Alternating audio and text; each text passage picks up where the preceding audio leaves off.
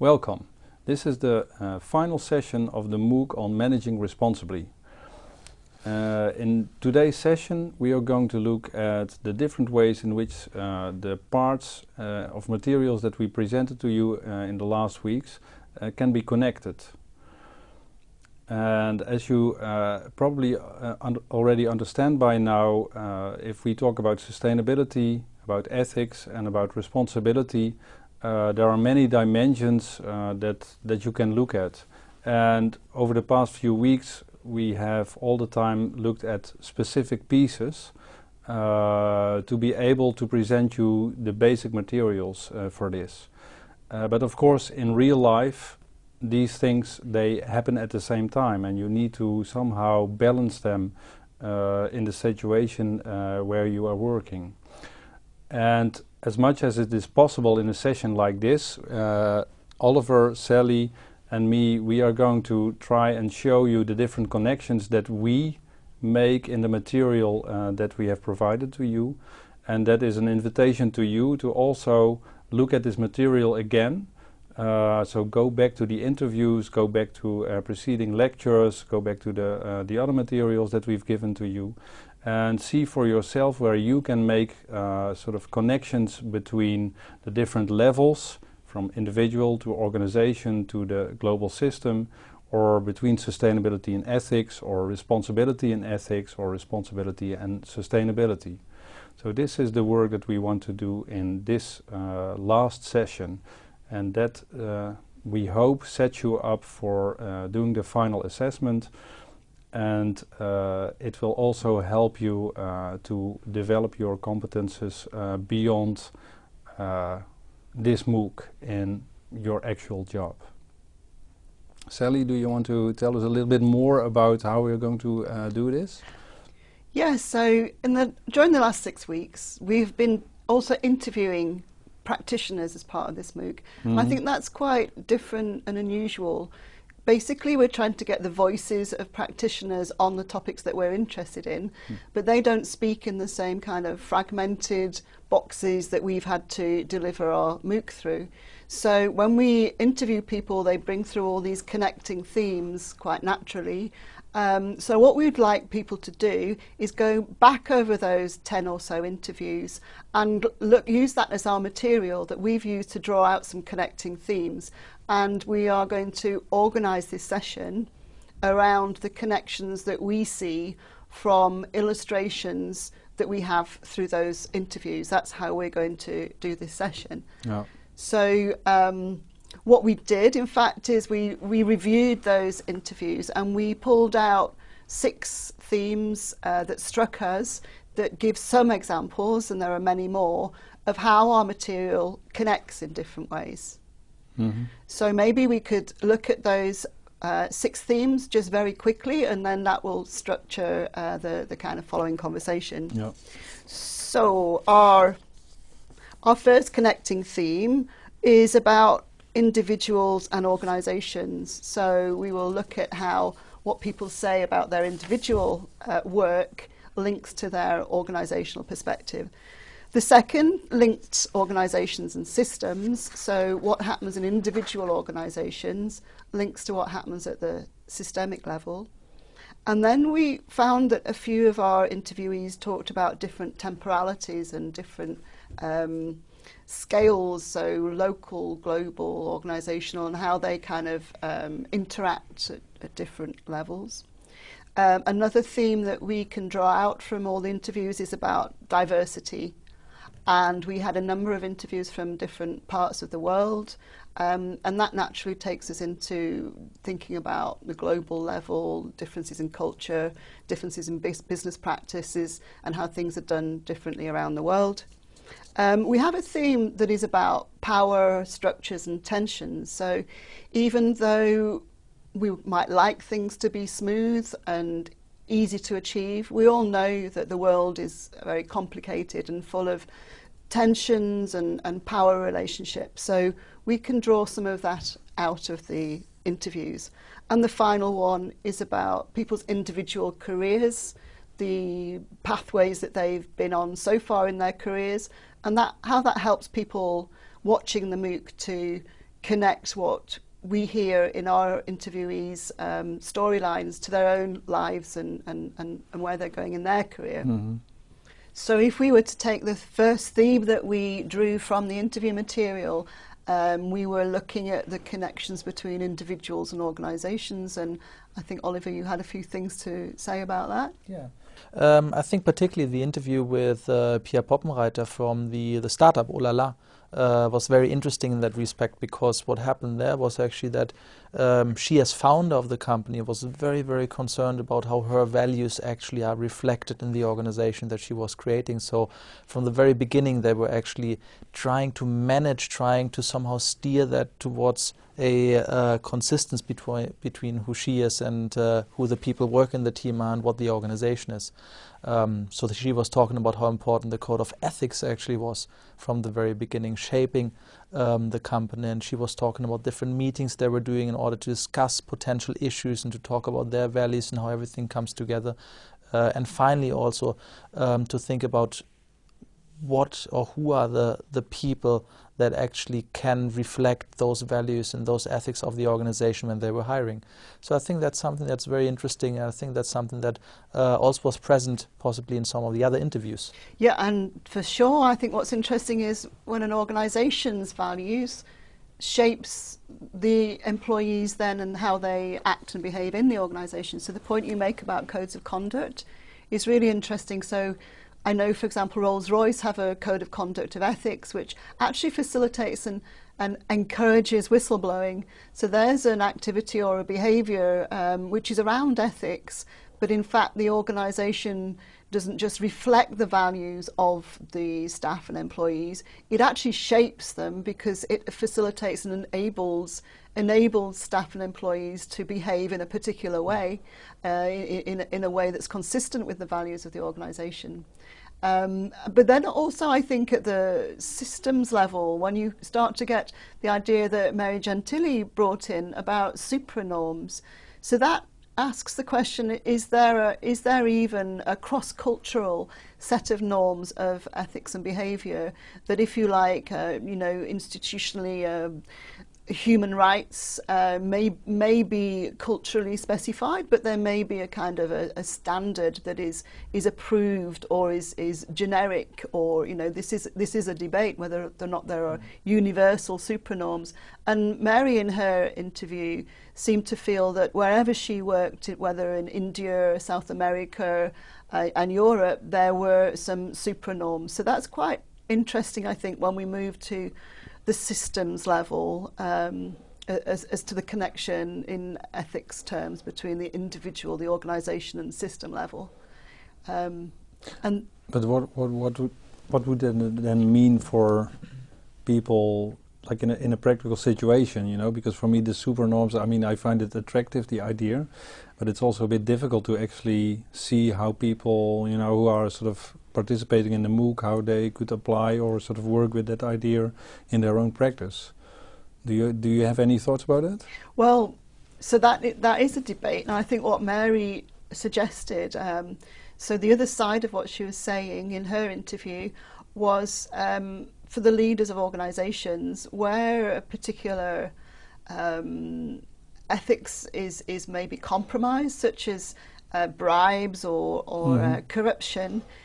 She had some examples which were kind of different to the idea of supranorms, which said that the leaders of the organisation can actually help their employees to counteract those cultural tendencies towards fraud or bribes or whatever, in very simple ways, like not putting their employees in a position where they might be tempted to take bribes from external. So I think it kind of comes back down the ladder again to say not always are there supranorms, and in fact the cultural context of ethics is very important to how organisations behave.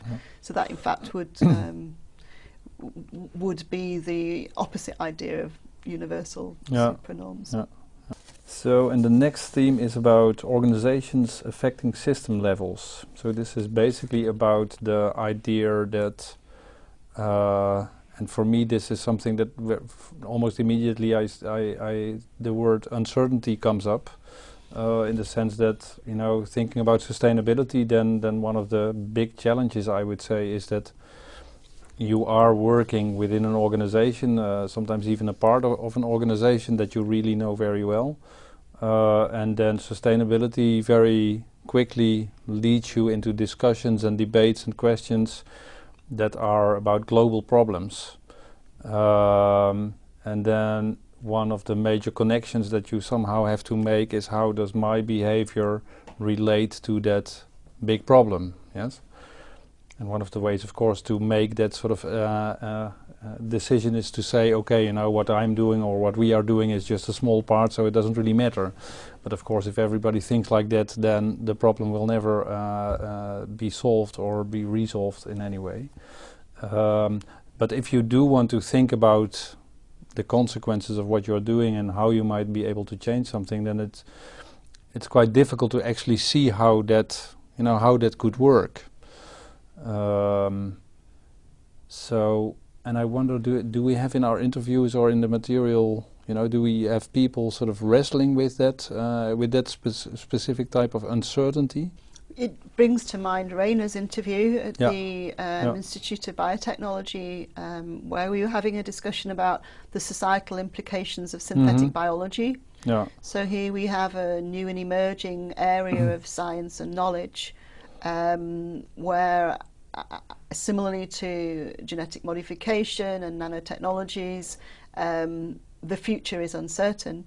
And in the face of that uncertainty, what can people do collectively in group work or participative modes to maybe anticipate or at least debate what the implications for those uncertainties are for society? So basically it never stops uncertainty. You can't stop uncertainty, but it really brings a lot of people into the discussion as to what the societal implications of technologies down the line might be, where so new technologies can be used for many different applications. They can be used for bioweaponry as easily as they can be used to replace fossil fuels. So how we have that debate within collectives, within organisations at an early stage, is the point about anticipative governance on the uncertainties of technology and responsibilities of distributed debates about emerging technologies.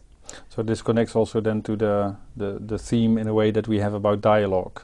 Yeah, so it's not really about making decisions, but it's more about being in contact with other people, and in that sense, sort of, as the technology develops, stay in contact with other people, and in that sense, sort of, the uncertainty reduces in a way as the technology develops, but then the uncertainty reduces in a way that is maybe more sustainable than it otherwise would be. And I think that has implications for organisations, and this is really a new area of research and work that we're interested in, which we might call responsible innovation, which is how can organisations become involved in doing these new kind of inclusive techniques, and how would they actually systematise processes so that that becomes normalised into the organisation. And I think Rainer's interview brought that out really nicely. He said, we're scientists, we don't make decisions about the future of technologies. That's done by other actors. And therefore, how are those actors brought into the dialogue at an early stage? Yeah.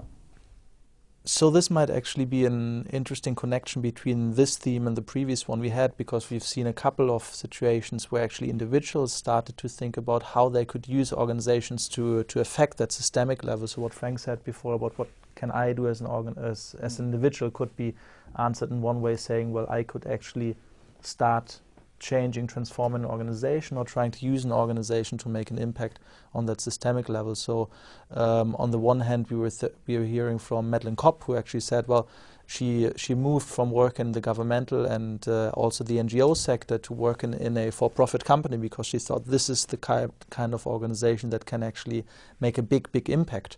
And on the other hand, also we've seen how Pia said that her organization actually was very sensitive about how society or the external stakeholders think about what they're doing, and how they're trying to navigate that very tricky topic that you called it, which is online dating. So I think there's a couple of more connections that actually can be made as well. Yeah. Moving on to the third theme. Yeah, so here we thought there was a number of the interviews that we did that drew out not local to global tensions, but actually tensions in time between short-termism and long-termism, for example.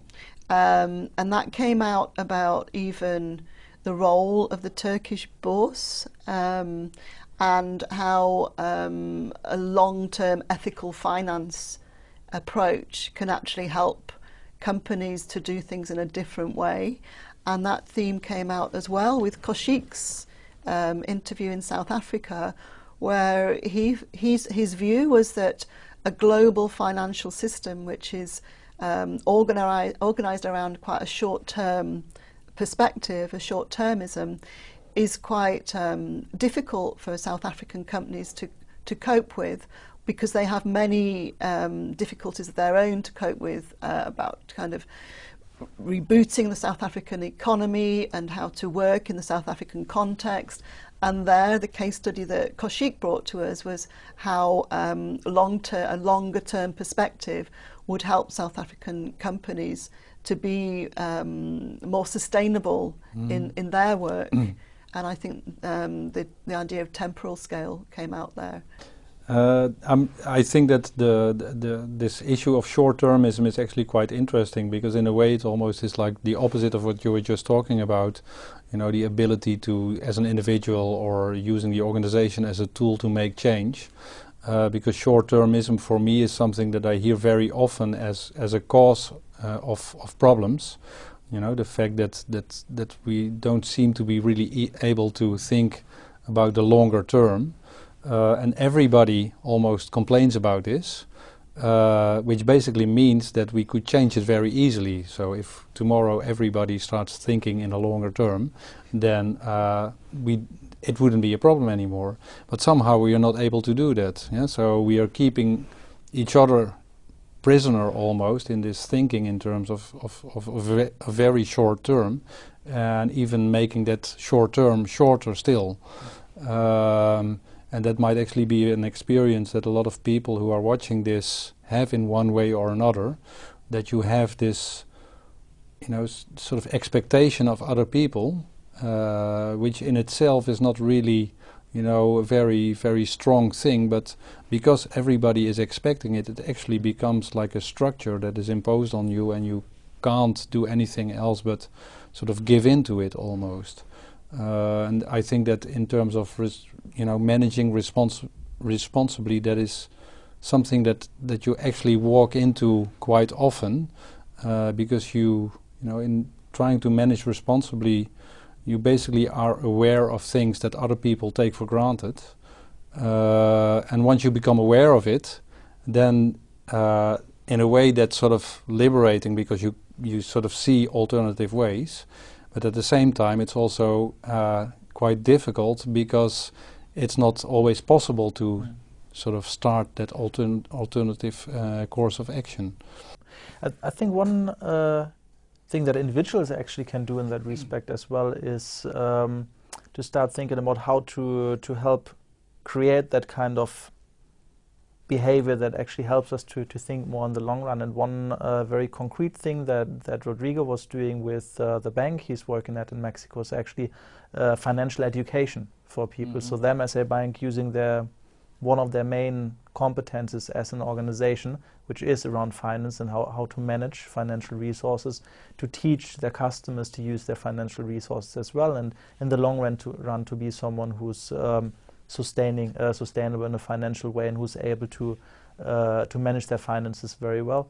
Because one of the main reasons why we actually got into the mess of the financial crisis was rooted very much in how individual people would accept or not accept to go into a loan relationship, which finally led to very, very long-run consequences. So maybe as individuals we can also start thinking about how can we actually not only do it ourselves, but also how to create kind of a bubble of people who are actually able to think not only in the short run, but actively make decisions in the medium and long run as well. Yeah.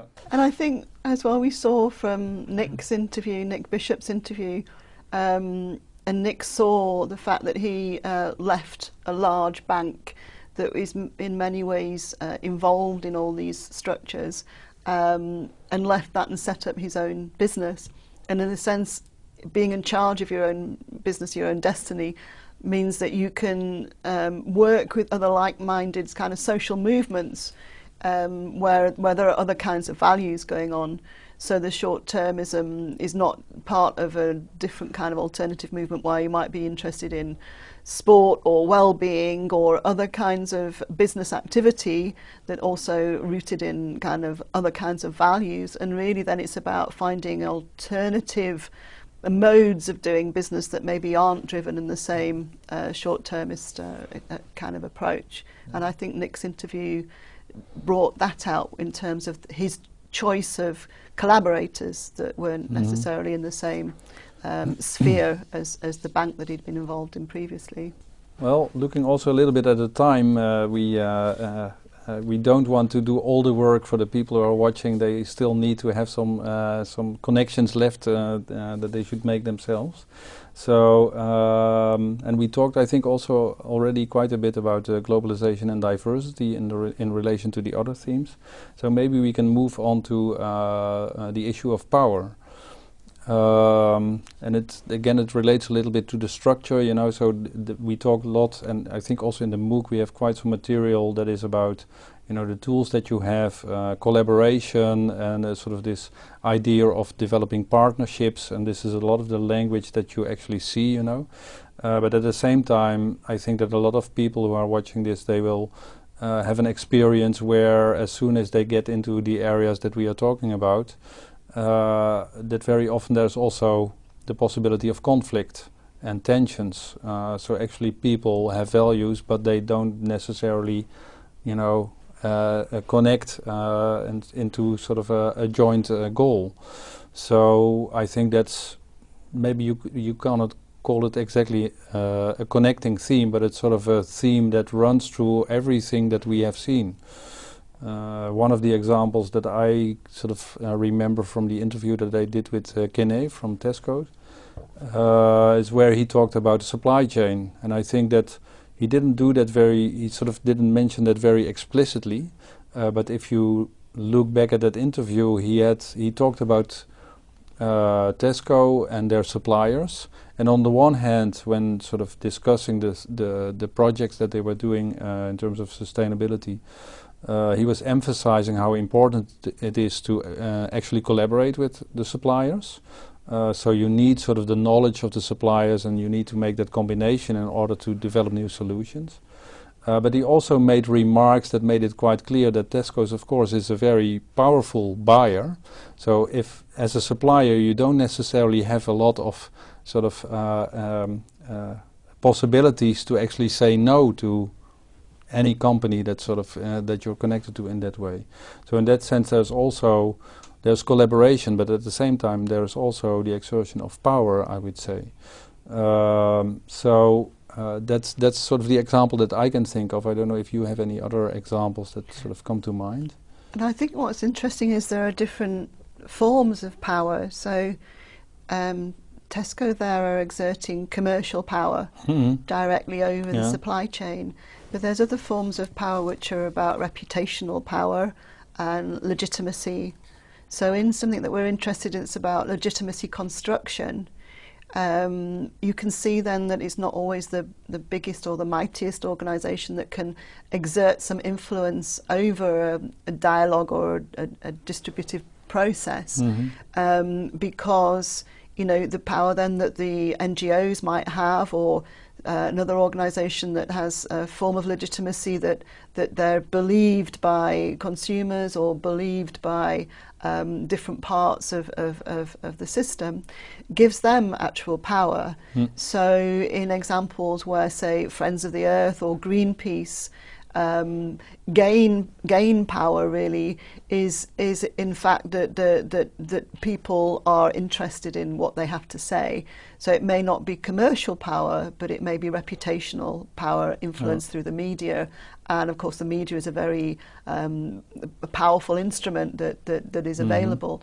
So I think what's interesting here is there are some really strong structures that are in place that sometimes look absolutely impossible to break. But then if you also look at some case studies and some examples of what different kinds of power exist, therefore when you look at large organisations and small organisations, you have to look quite carefully about where the structures of power reside and where they originate from. I think that's an important message for our MOOC.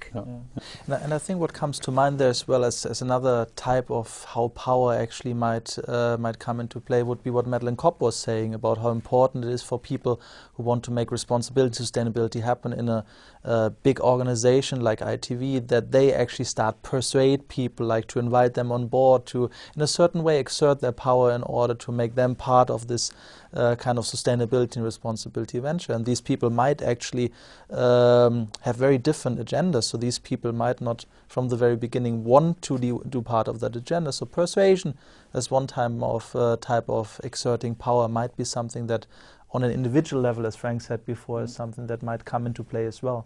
Maybe not directly from the interviews, but that makes me think about some work on institutional entrepreneurs.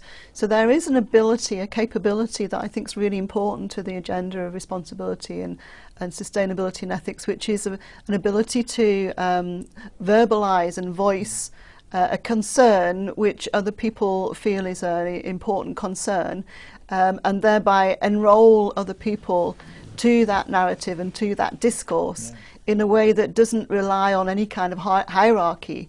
So it may not be the most powerful hierarchical person that is able to articulate a debate or an issue and then enrol others to it. So that's another example of kind of inverting or changing, taking for granted structures that seem to be too powerful for us, but actually changing those relationships. Well, I would say that's a very nice sort of way to lead in to our last theme, which is about individual careers, because it would be really nice if people from our MOOC sort of begin to acquire the skills that actually make them into these institutional entrepreneurs. And what I really liked about the interviews that we did is that I think all of them in one way or another, they sort of give information about the themes that we talked about and that we wanted to sort of share information about. But at the same time, they also give you an insight into how each individual developed into the role that they currently have. What was their starting point? What were their motivations? And how that also is quite important in what they then sort of at this moment are doing in the position that they occupy. And I think that really brings in nicely the final assignment.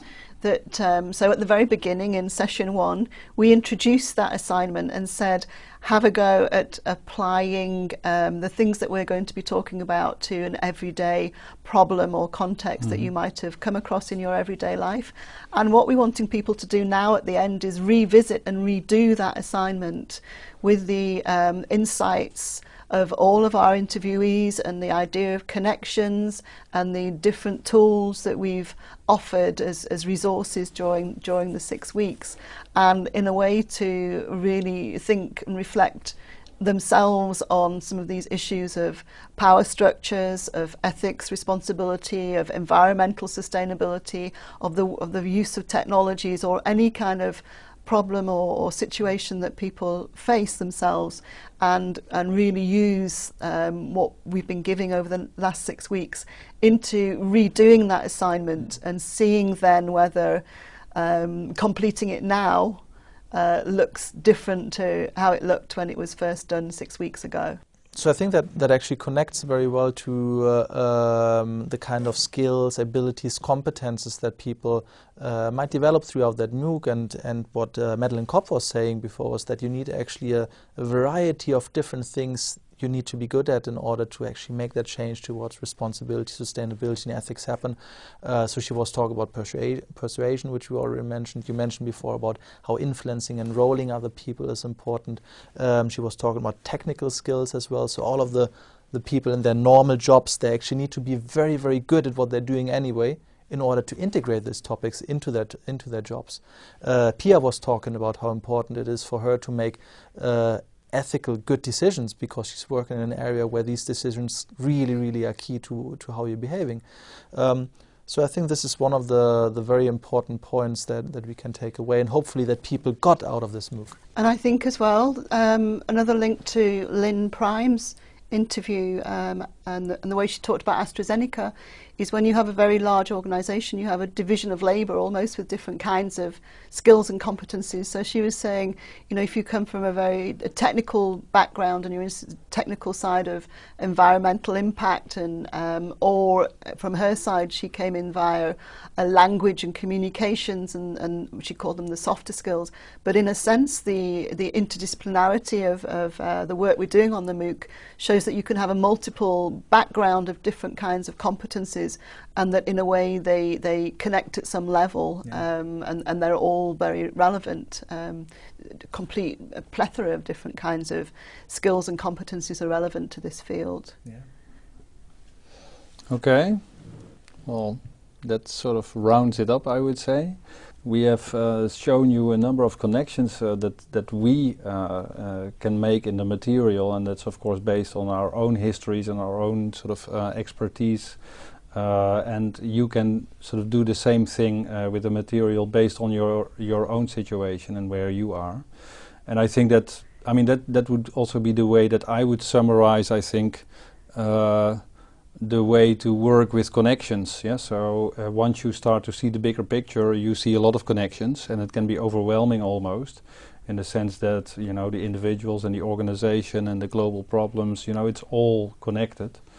But what I think that we've also sort of indicated through a number of examples, and what you can see in the interviews, is that people, when they are sort of, you know, when they make some progress and they sort of are in one way or another successful in dealing with these situations, it's by simply starting from the point where they are at that moment, and from that point they develop it. So they take the problem that they have or the opportunity that they have, and they start looking at how it spills over into other areas, how they might involve their suppliers or their consumers or even other stakeholders into that.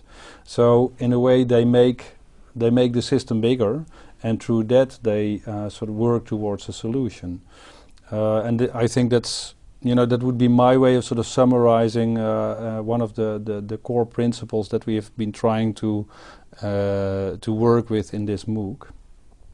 And hopefully that has also been something that is inviting for you to do.